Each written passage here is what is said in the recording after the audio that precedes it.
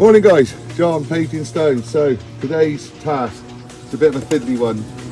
Reclaimed clay bricks. So these have come from another building or another path or something elsewhere, and we've decided that we're going to do kind of like a basket weave pattern on a bit of a 45.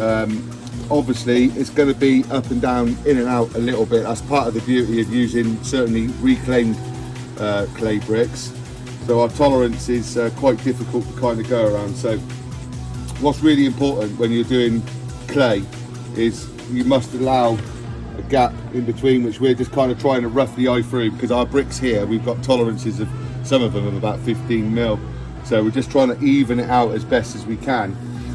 Now what's really important that you do with these is once they're in, they're bedded, they're going to be jointed with kiln dried sand. Right, we're going to do that because clay will expand and contract in the winter, and what we don't want to do is we don't want to put like a rigid joint on there like a flow point or something, and that's just going to crack in the first winter. Frost and everything will start getting there, so it's just much better just to accept it. It's more of a naturalised patio, and actually it works quite well.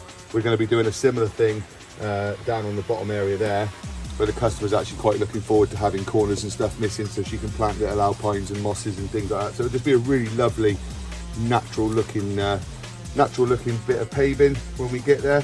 But it is fiddly, it is time consuming, but I think it'll be well worth it. It's looking pretty tidy.